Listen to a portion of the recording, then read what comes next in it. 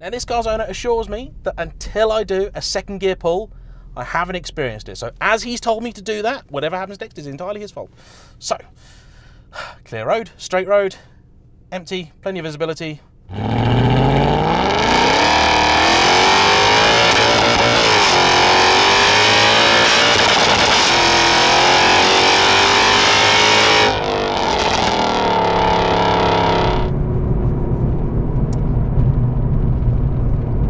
Don't take one of these to a drag strip.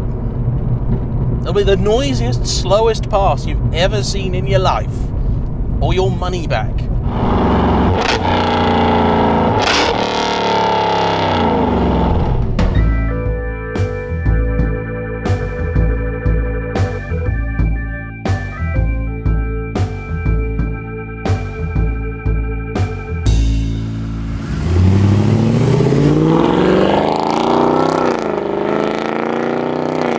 Hello everybody, today I'm driving an legendary German performance car. This is a CLK63 Black. I've never driven a Black series before, and to be honest, it's a very, very odd sub-brand. Every single one of them seems to have completely different characteristics to those which have preceded it. AMG just the other day released the new GT Black series, and that quite clearly is a really hardcore aero-obsessed track monster. But some of the earlier cars had a reputation instead of simply being tail-happy, tyre-slaying lunatic mobiles. And it's an odd thing, this car, because in any normal world, an AMG Black would definitely be the top of its respective tree. But there were in fact two other cars in the CLK lineup above this one. You had the crazy CLK DTM, which I've done a walk around of, Jensen Button's DTM as it happens, and then you had the totally bonkers homologation GTR. Not sure you can really even call that one a CLK still, but I'm very grateful to this car's owner for bringing it out to me, and it's a very nice example. This is a very rare car with only 700 made globally, half of which were in US spec, which is rather luxurious. This one is a little bit more stripped out. You have these amazing bucket seats which are really comfortable, and this car's owner have made a slight modification to them. As standard, apparently you sit really off-center, and so he's had some special rails made up so that you sit perfectly in line with the steering wheel. In all honesty, I hadn't heard about that as an issue, but apparently it is, so he's fixed that for us. What he's also done is added a little bit more carbon into the car, because it does come as standard with quite a lot of very tasty carbon. Not as much as the DTM, but quite a lot. However, as standard, this carbon then sits next to some fairly cheap and nasty looking plastic, which he thought just didn't really go down too well. So some of the carbon you see in this car, particularly the acreage of it in the back, is not standard, just in case anybody wants to point that out. The interior does have some weird quirks, like for example the center console here above the nav screen. You've got a lovely piece of custom carbon, which is standard. However, it surrounds about 13 blank buttons. That doesn't look very high-end, does it? This car, as is the case with many performance Mercs of the period, is equipped with a slushy-matic gearbox, not even the later MCT. It's not the fastest shifting box in the entire world, and even when it came out, the car did come under some criticism for the way that it behaved. So, in order to combat that, this car has been remapped gearbox-wise by Renntech. It's also got a Renntech carbon airbox on it and some Vicetech long tube headers. Now they're pretty much straight through exhaust. That exhaust is the reason that I'm currently driving very, very gently, because I would like you all to be able to hear me. It's a stunning looking thing, the Black Series, isn't it? Not quite as unhinged as the DTM, but still notably more muscular than the regular CLK, which I think is already something of a looker. In case you weren't aware, compared with the DTM, this has a totally different engine. It's the same M156 unit that you'd find in a 6.2 litre C63. Officially, these produced about 507 horsepower, which I don't think involved any tuning, because although in many cars the 6.2 gave only 450 horses, it was restricted rather than a different engine. And this is what it sounds like, by the way.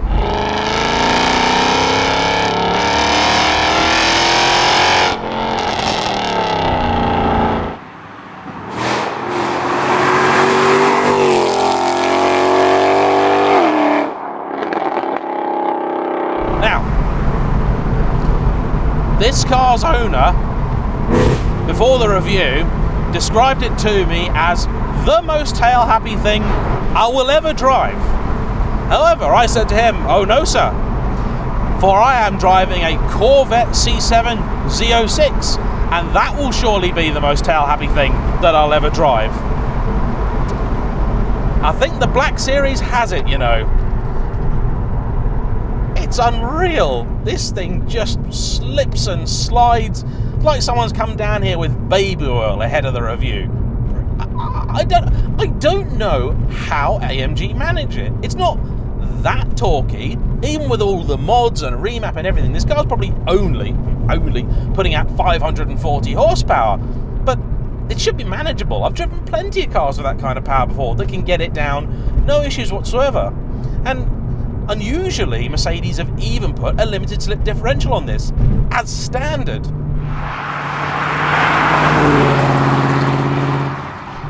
You've also got fully adjustable and reasonably firm suspension and wider tyres than normal.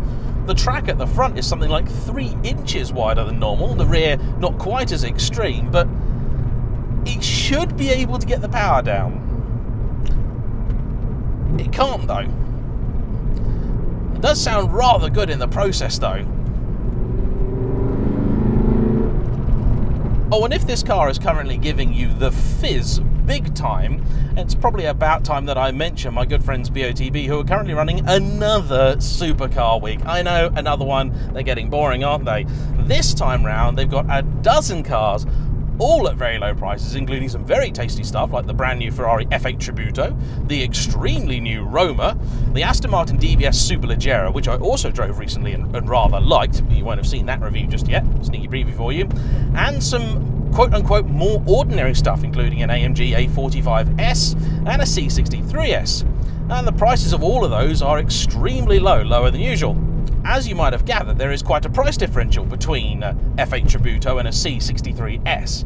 So just in case that's the car you fancy winning, to make you feel a little bit better about not winning a Ferrari, BOTB will then throw 100 grand in the boot for you, which is nice, especially when tickets cost about £2.70, or the price of a very, very disappointing motorway sandwich. You've got to be 17 or over to enter, and for full details, please do check out their website, which is http://www.botb.com. Anyway, back to the madness.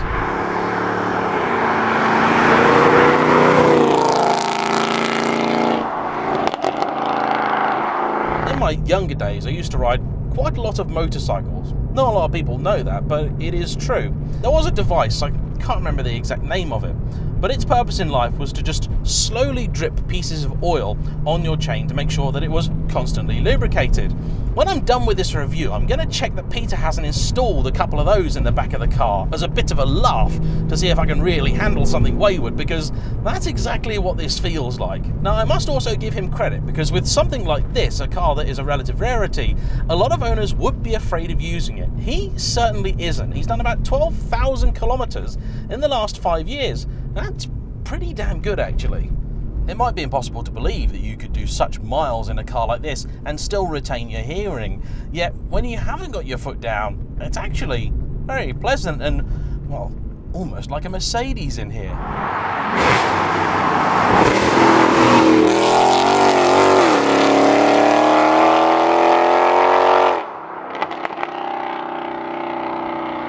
When these were new, they cost something like £100,000.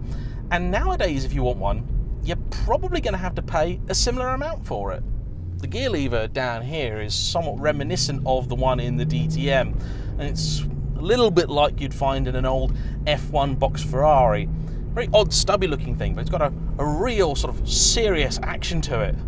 Very strange. We're not quite sure who thought that that was what they wanted, but it kind of works.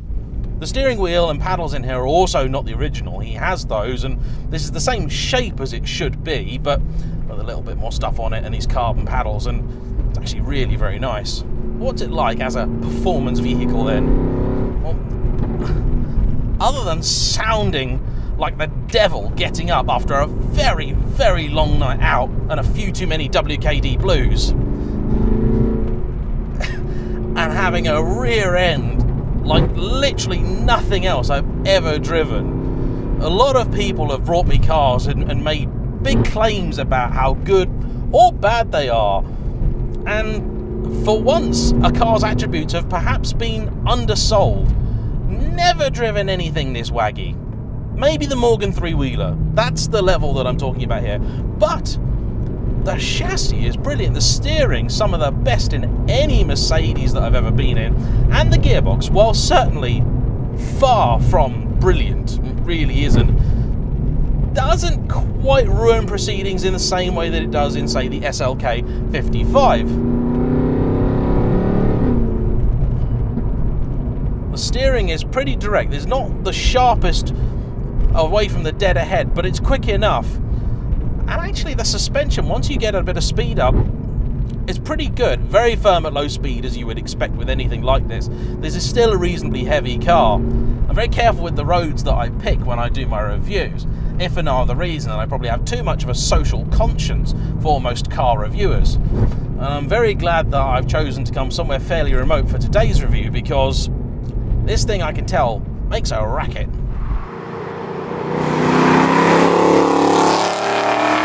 Now, these seats are Recaro pole positions, and I maintain that for a performance vehicle, they are some of the best you will ever get. In fact, screw that. Not just for a performance vehicle, these are pretty much my favourite seats. They're brilliant. Comfortable, yet supportive. Jesus wept. I mean, I want to give you guys a nice rev out. I want to get all the way to the red line, but I also, that tree over there looks really solid. I'll really hurt that. I've got traction on. A traction, I've not disabled it, I've not done anything else, and thank goodness. Either this car's working extra hard to keep it roughly in check, or the traction control is just asleep.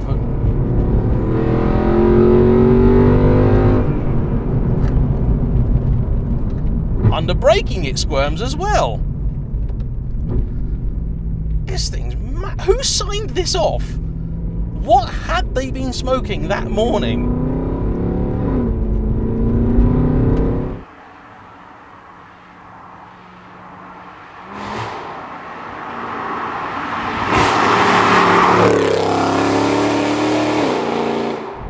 With prices of these, something like quadruple what you might pay for a C63, can you justify it? No, of course you can't, don't be silly. It is, however, a very special car. It looks amazing. It sounds just biblical. I'd personally probably dial it down. Not just a little bit, actually, a lot. Having now sampled how this thing really is, the amazing thing to me is that there are any left at all.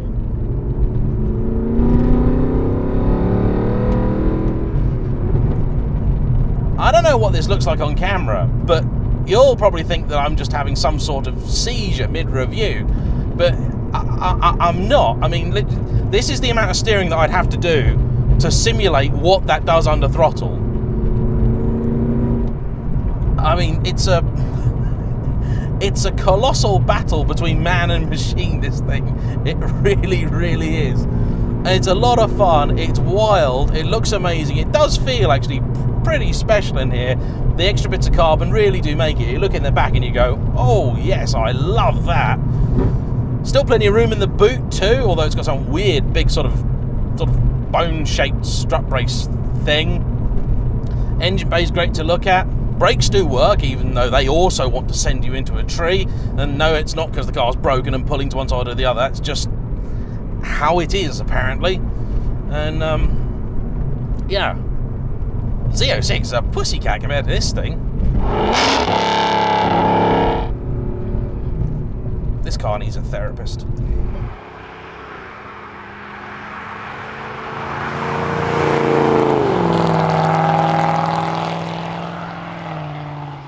Well, that's enough from me.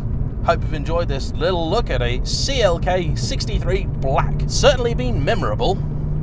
Anyway, don't forget to like, comment below, subscribe if you haven't already, and I'll see you all for the next one. Bye-bye.